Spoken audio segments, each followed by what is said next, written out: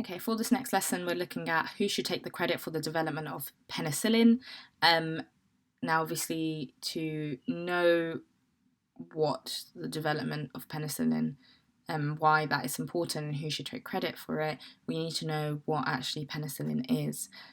So if we look on our slide over here, we're looking at penicillin and it's a treatment during the 20th century. Now, the first image gives you a kind of understanding of just how important it is. If we see over here, we've got a comic strip and we see penicillin is kind of being shown as if it's almost like the superhero. So it's an extreme breakthrough, and the reason why it's such a breakthrough is because it can kill bacteria. Now, the reason why that's so important is because if penicillin can kill bacteria, essentially what that means is if you were to have an infection, it can kill it off. If there was a particular bacteria that needed to, that you had, it could be killed off. So we're looking at the importance of these individuals in the development of penicillin. We're looking at Alexander Fleming, Florian Chain, and we're looking at, they're two separate people, Fleming, Florian Chain, and how they kind of affected penicillin.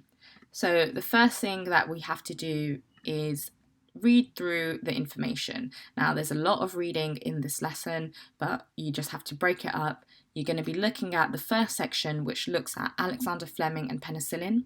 Now, how he actually discovered or developed penicillin. So it was based on chance. He kind of saw that a mold was actually killing a bacteria. So the bacteria he was looking at is staphylococci, and he saw that essentially what happened is he saw on an agar plate that that bacteria, staphylococci, when he came back from he went on holiday, he came back, he left it empty, and a bit of mold had fallen on that plate. And what he actually ended up seeing on that plate was there was more mold than there was bacteria. And what that actually means in science is that that mold has competed for that living space, therefore they killed off the bacteria. So he discovered that this thing is able to kill off bacteria like staphylococci. You'll read through this as you go on, the idea of that he's able to see this, but he needed to produce this essentially, and he called this bacteria killing juice, so it was a juice at this time, penicillin. He tested it on rabbits. There wasn't really side effects. He tested it on other germs, so other bacteria, and it had the same effect. This penicillin kept killing different bacteria, and it worked as an antiseptic on a scientist's eye when he had conjunctivitis. So the idea is infections would be cleared by penicillin. Now, what you have to do is you have to read through the information. Essentially what happens is Fleming has this really, really great discovery. He writes down his finding, but he just doesn't have the funding to be able to produce it in big amounts or have, further tests done. So his kind of work is kind of shelved and put to the side. So some factors of medicine that we can already see working here is we see chance, we see lack of technology, we see potentially communication, we see the role of Fleming being important. So what you have to do is write down answers. How was penicillin discovered and what were the problems with penicillin at the time? Now, as you read this, to give you focus, I want you to be highlighting any key information.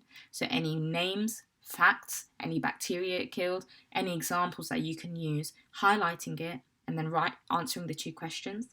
How was penicillin discovered and what were the problems with penicillin at this time? I then want you to do the same thing. So you've got two other people. So you've got Ernest Chain and Howard Florey, who take on his concepts through communication, so reads his ideas, use their teamwork to actually turning the mold juice into a drug, but still very small quantities. They still need more, but they're able to turn his penicillin juice into a drug. We see during this reading here that you'll see is that the British government weren't too helpful because they only said that they would fund this sort of development with £25, so they couldn't really do anything. They then go to America, and because America is pulled into the war and they want something to fight for the infection which all their soldiers were dying from, they end up putting $80 million available into funding for penicillin. So again, we see the idea of war, technology, government, all having an impact in the development of penicillin. And we then get to see industry, so different drug companies competing to use penicillin because they end up producing this. So I want you to write down what happens next after Fleming's work is shelved away. So what did Florey and Chain do? What's the positive impacts of penicillin? How did the Second World War impact the production? The fact that America's pulled in, etc. Again, all of that information you can read through and you will find the answers. Once you finish that, I want you to, just to consolidate your learning about that, I want you to draw for me an image of each stage. So the first one being what he found, the second one being the developments of Florey and Chain, the third one being the effects of the war, and the fourth one being the effects of industry.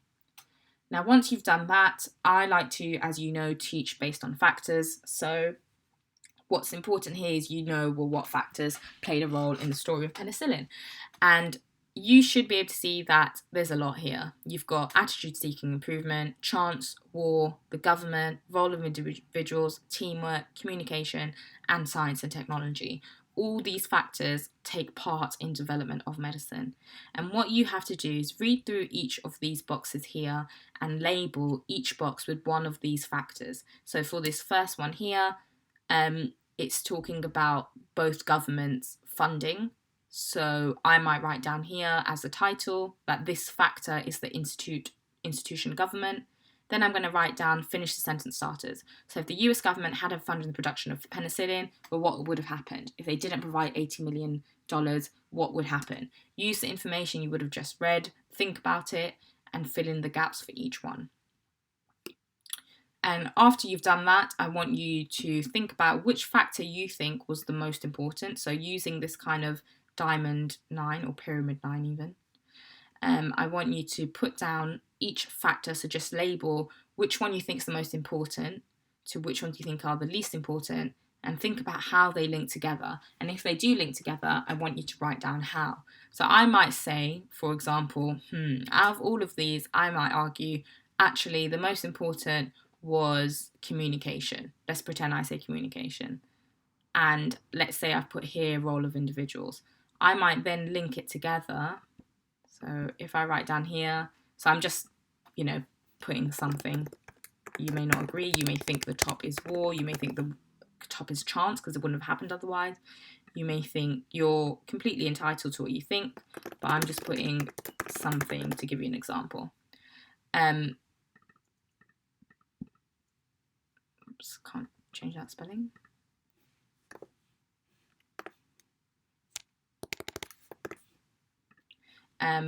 Okay, so I might have said, okay, communication, role of individuals, then I'm going to write a link, and I might say, Florey and Chain were able to read Fleming's findings because he published them. It required people who were interested in the subject to take it on and take it further to be mass produced.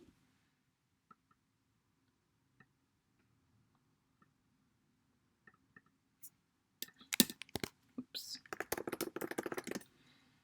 So that's what I'm going to do. So you might not find a link for each one, but if you find a link, write it down. I might argue that the least important one was, let's pretend I'm going to say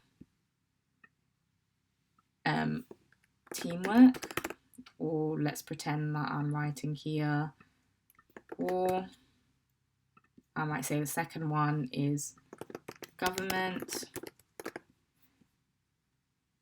and then chance. Now, these answers I've just put on randomly, so do not just copy them into your book. You need to think about where you think they actually belong. And create links if you can find any links between them. You might be able to link government and war. You might be able to link chance and role of individuals. Okay, all those things you can kind of link. Once you finish that, quite a long lesson, but I just want you to write a developed conclusion supported by evidence to explain why penicillin can be considered a medical breakthrough. So there's 3 things that you need to do. You need to, number 1, tell me what is a breakthrough.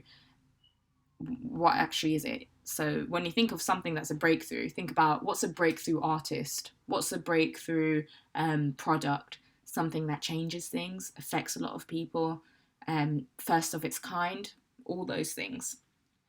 You must use valid criteria, so look at simples, think what is, why can it be considered a medical breakthrough? And then explain which reason was most important in explaining this breakthrough. So you might say penicillin can be considered a medical breakthrough because it has the ability to stop infection. This is a breakthrough because we haven't so far seen something that can particularly kill bacteria so effectively. And this is important because then tell me why is it important? Why is it important that that's able to happen in terms of public health? Here is a definition of what breakthrough is to help you with what you're about to write. Then once you finish, I want you to give your opinion on whether you think penicillin, development of penicillin really was important, and also to answer the question, who is to be credited here? Okay, thank you.